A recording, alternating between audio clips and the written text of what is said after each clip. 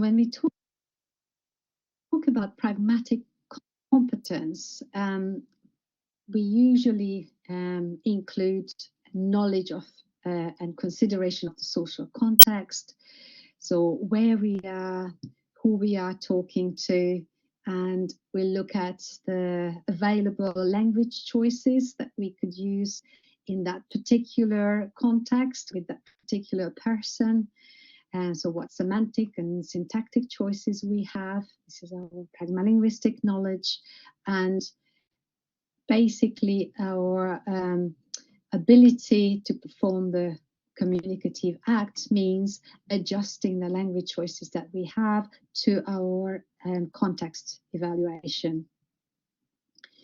When we look at the assessment of pragmatic competence, in the past and to some degree now as well, most or many language tests use the speech act theory and speech acts to assess to speakers' pragmatic competence. So looking at, for example, requests or apologies, and DCTs, discourse completion tasks. So what a learner would say in a particular situation, and they just complete the missing sentence, for example.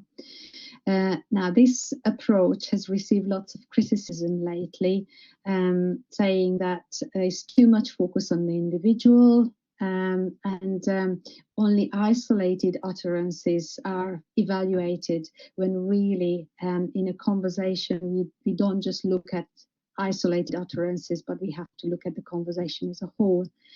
And as a result of this, lately most research use a conversation analytic framework and role plays, which show how that communicative act is co-constructed and how the interaction plays out.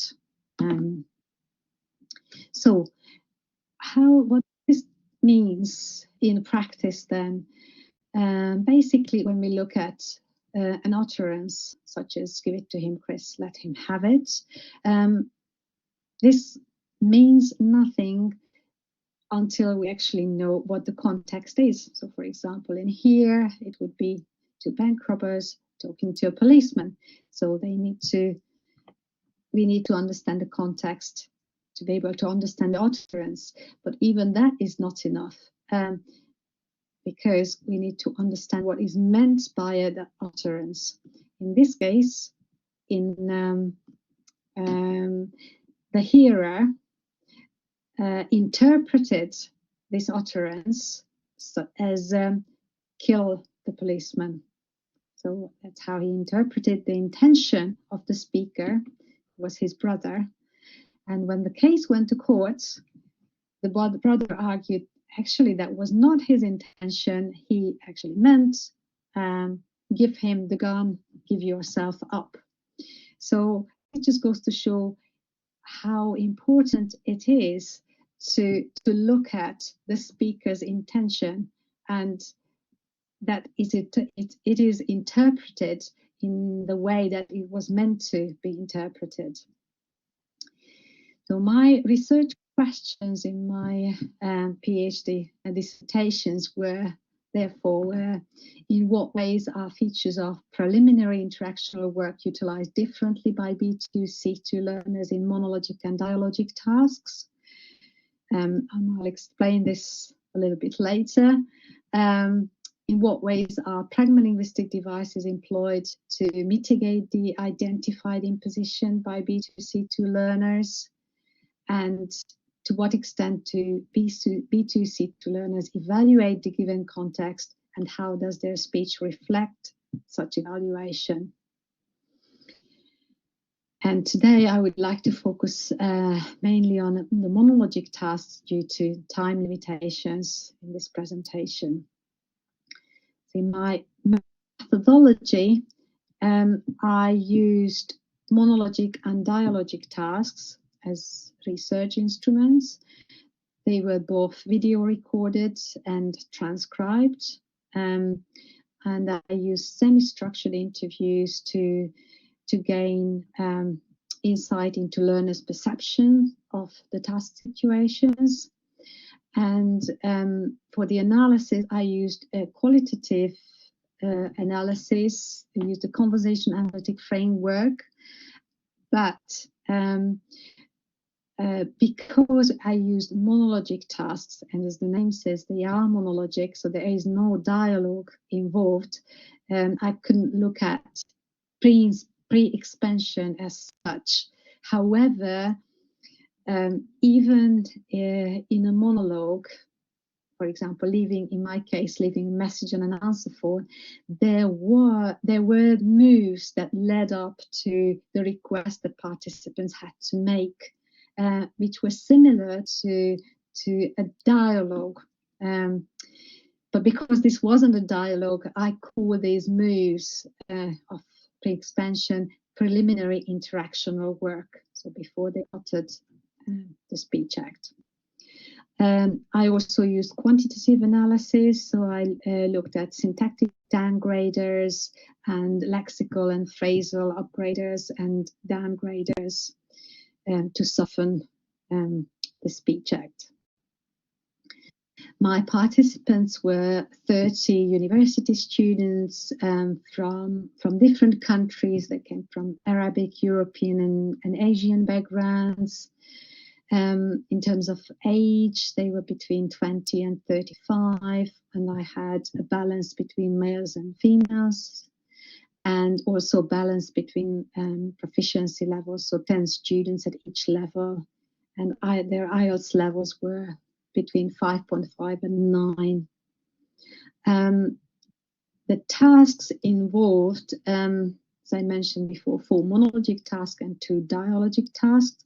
They all involved requests, and I used requests because requests require several moves that build up to the actual requests, and they can be observed even in monologic tasks. So when somebody leaves a message on an answer phone making a request, they make several moves before they utter the request. So therefore, I selected this particular speech act, and I used equal and unequal power constellations. So I asked students to talk to a professor in an unequal power constellation, and in an equal power constellation, they talk to a classmate or a flatmate. And these are the ones that I'd like to show you today, so the monologic tasks. When I looked at the speech production, what I noticed first of all is that C2 participants produced noticeably more speech than their B2 or C1 counterparts. And even though there were sort of individual differences, as you can see, standard deviation is bigger than at B2 or C2, C1 level, but still median figures show that on average, C2 participants produced more speech. Now I looked at the statistics for participants' evaluation of imposition. I used a Likert scale of 1 to 4, so that there was no middle way, and they needed to show whether they evaluated a situation as slightly lower imposition or slightly higher. Now, when I looked at the results, as you can see, for most contexts, they are fairly similar. For example, for M4 is 3, the median figures of 3.3, or M1 is 2.8, 2.9, 2.5, so fairly similar figures. Only M2, the second context, created bigger differences in terms of evaluating the imposition, 1.6 to 2.7.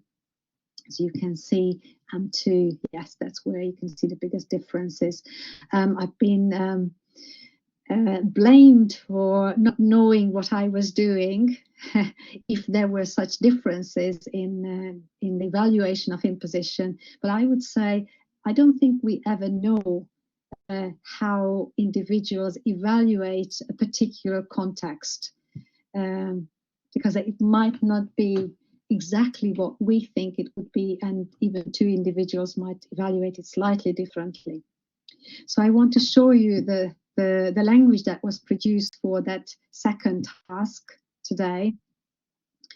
And the task was basically talking to a classmate, and they had a project that they finished, and the project was based on creating slides, PowerPoint slides, and their classmate was supposed to finish some of the slides, but they didn't, and they had to leave a message and remind them that this was their task.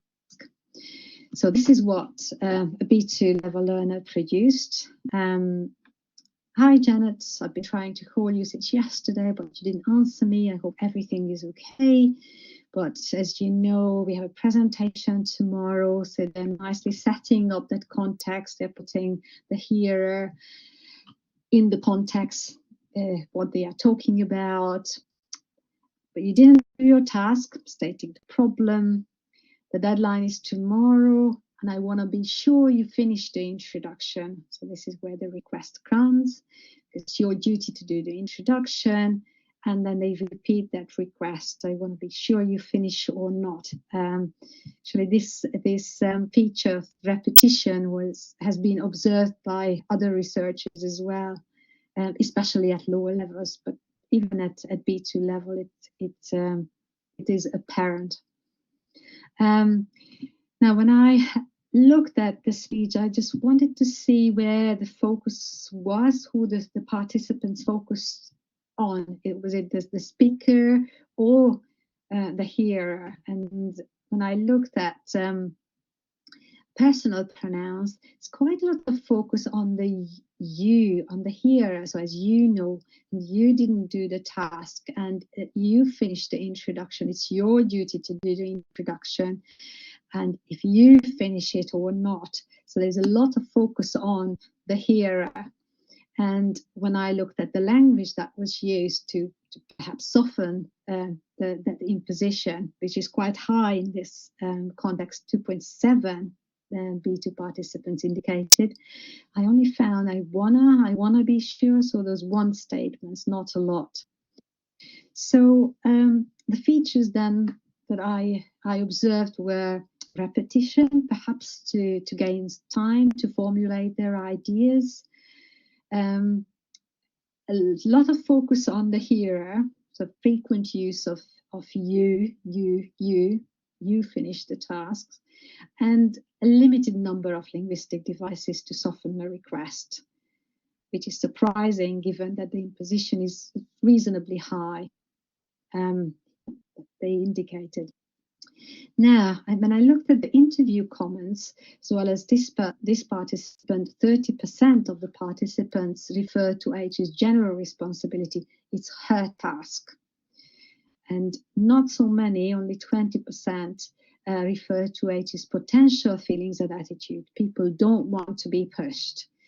And so when I looked at how these comments might relate to those features that I observed, perhaps this responsibility, that is H's responsibility, have had an impact on that, the focus on the hearer. So you, like you didn't do it, you need to finish it. And perhaps also on the limited number of linguistic devices, it's their task to do it. When I looked at C1 production, then this is one typical example of C1 production. Their identified imposition was slightly lower, only 2. But this is what they did. Hey Jane, I was calling because I'm a little worried about the introduction that is due tomorrow, so stating the problem. I would like to check if you are done with it, which is the request, only implied, but it is the request. And if you are not, please let me know if you need any help. I'd like to help you. So offering to collaborate. This is quite a nice feature, and so that we can finish tomorrow stating a mutual aim. So again, I looked at the sort of balance, where the focus lies. Is it on the speaker or the hearer? If you are not, so focusing on the hearer, please let me know. So going back to the speaker, if you need any help, and I would definitely like to help you, and we can finish tomorrow. So there's a more balanced focus on not just the hearer, but how the speaker can contribute to this act and to achieving that mutual aim. When I looked at the linguistic devices, what I found was, for example, a little worried and understate. I would like to check if so a conditional structure, a softer I would like, please, a politeness marker, and again, I would like to help. So some softening devices there. So overall, what I found was more focus on collaboration, offering help, a shift to a mutual aim. So it's us, we are working on it together, and more linguistic devices to soften the request. And when I compared it to the interview comments to justify that imposition, which is lower than in B2, I found that 60% of the participants, not just this one who produced the speech, referred to H as general responsibility. So just like at B2, she should have done it before, it's her duty. Also referred to the nature of the relationship, my classmate, so we know each other, as well as H's potential feelings, showing empathy. If pushed, she might feel angry, and that causes conflict and language issues. My message might be ignored, so wanted to sound indifferent. So how this might have impacted that speech production, and that perhaps the nature of the relationship, that my classmate, we know each other, perhaps impacted that shift to the mutual aim. So it's about us, like we are in it together, and we do it together. And H's potential feelings as well. I don't want to cause conflict, so perhaps influenced the speaker, and that's why they focused on the collaboration, offering the help. They didn't want that conflict.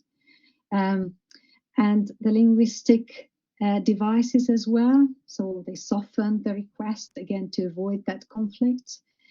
And the language issues, my message one might be ignored, but then it's interesting because they say might be ignored, but so wanted to sound indifferent, but comparatively they used quite a few linguistic devices actually. So when we look at C2 production, then as you can see already, a lot more elaborate and several moves that build up to that to the request, and several moves that made in this message, answer phone message. So, hey Jane, I'm calling you about the presentation which is to be given tomorrow. So again, they are setting the context. Just noticed you still haven't finished your introduction parts of the slides, stating the problem. This is quite crucial that you do it, since first of all, this is the introduction. Secondly, this presentation is 60% of the coursework. We should really get a good mark. So stating the importance of their action. So if you could just make sure you finish it today, uttering the request, that you don't leave anything to chance. And we have some time to try to make the presentation before. Again, offering to collaborate, we do it together, checking the approval, okay, is that fine with you, showing appreciation, that would be great. And finally, let me know when you are finished and we could arrange a meeting and practice again, confirming the actions that were agreed hypothetically.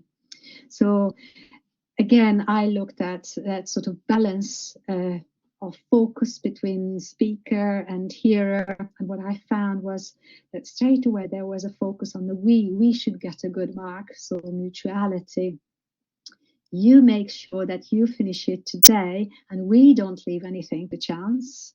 We could have some time to try it, and before we have to do it tomorrow, and let me know when you are finished and we could arrange a meeting. So there's a nice balance between a focus on just the here and the mutuality, focus on us, we are doing it together. You look at the language that's used, the still showing a little bit of impatience, that it's urgent, and I noticed that you haven't done it. Quite a bit of an understatement. If you could just make sure the conditional structure and some hedging, it's just, that would be great, showing appreciation. And so when we look at what we observe then in C2 speech is basically focus on collaboration, again shift to mutuality, a mutual aim, the we, and some linguistic devices to soften the request. Now, what participants about this in their comments were referred to consequences of the communicative act. It's potentially damaging accusation, which can damage work relationships. The nature of relationship, it depends on how well you know the person. Anticipating this H's circumstances, I didn't know why she hasn't finished and didn't want to be harsh, but show some sympathy. 60% refer to H's general responsibility. Again, she should know when the deadline is. And 40% language issues. I don't want to get rude, but want to say it's urgent, tact is needed. So how it might have impacted the speech production, perhaps, is the consequences, damage work relationship. Therefore, let's focus on collaboration. So we do it together. And also that mutuality shifting to a mutual aim. Anticipating H's circumstances, showing sympathy. So there are some linguistic devices to soften the request. But also H's general responsibility, so not too many linguistic devices, only some. And language issues, again, I don't want to get rude, but say it's urgent. So again, only some devices are used. And the nature of relationship, same thing. Some devices are used, but not too many, and focusing on collaboration. When I looked at then simply the evaluation of the context in terms of imposition and the lexical phrasal modifiers used, what I found was that, as I indicated before, there were differences in the evaluation of the imposition. And when I compared this to the lexical phrasal modifiers, what I found was that if you look at the green at the bottom, that B2 participants used very few or didn't change the number of modifiers, lexical phrasal modifiers that they used, but C2 participants used varied it greatly. And if you can see the M2, the second task, is where they used the smallest number, and that was the lowest level of imposition that they identified as well. It's quite interesting to see the connection, perhaps even in terms of quantity of lexical phrasal modifiers. So overall then, what I found was that in terms of proficiency, there were differences, clear differences between preliminary interactional work, the moves that participants made, and the linguistic devices that were used, the number and how it varied, and how they adjusted them to their evaluation of the imposition. And in terms of proficiency, there was some preliminary interactional work at each level, but the more elaborate one was at C2. And it seemed to be that C2 learners evaluated the context really, really carefully and chose the word, the language they used very carefully as well in accordance. So thank you very much for listening. These are my references, and if you would like to ask any questions. Thank you. Great. Thank you so much, Edith. Sorry, I mispronounced that. Thank you very much for an interesting conversation there. I've been looking at the questions here. Oh, and we do have one, but before we get to that, I have a question for you. I think that it's quite interesting that you found that at the B2 level, people focus on the hearer, like lots of you, right? Whereas at the C2, it's more balanced, right? And I was wondering, okay, what might be causing this? Is it because these learners, I mean, B2 is, a fairly decent level, but still, is it because they don't have the competency to do that? Is it because they have, they're more focused on other things to communicate the message? Or is it because maybe they're not being taught that in their whichever institution, right? Maybe teachers don't think that that's of value to be teaching at a level such as B2 or lower. Maybe that's more for the C1. I'm wondering what you think about that. What might be causing it? Yeah, it's a very interesting question, actually, and I've sort of mulling over it for a long time, because when we talk about pragmatic competence, I mean, what are we saying? That they are not pragmatically competent in their L1 either, because in their L1 they will be thinking about all these contextual attributes. And so how I feel is that even at B2, I think there is that cognitive capacity, so they might be just focusing on language more. So it takes longer to come up with the language that they want, and they have less time to focus on anything else. So it's the easiest thing to say, like, okay, you haven't done it, you need to do it, rather than think about the sort of consequences, the mutual consequences of their action. And so I think that's what is more. Excellent. Yeah, that directly aligns with the next question that we had with this saying, do you think that there's an overlap or a link with culture and L1? Yeah, I think so. I think there's a bit of an overlap as well, because what are we saying? Are we expecting our students to act in accordance to the expectations in the L2? And of course, it depends on where they live. Nowadays, there's so much intercultural communication, non-native speakers or L2 speakers communicating with other L2 speakers. And so what is the norm that we are talking about here? And so I don't think we should be aiming for that. I think our aim should probably be just making them aware of, what these linguistic devices might do, or the different moves that they make in a conversation. So it's not teaching them what to do, but perhaps referring to L1 too, like making them aware, okay, what do you do? How do you conduct a conversation, or how do you leave a message in an L1? What do you think about? So it's more about awareness raising, I think, and also raising awareness of the language that goes with that as well. That's very, very interesting. And Jane just posted a question here saying, how do you differentiate between language competence and cultural levels of, softening language or these kinds of things? So maybe it's just not your culture, you just don't want to do it. But that doesn't necessarily mean, obviously, that competence isn't there. It's just elected not to be, enacted.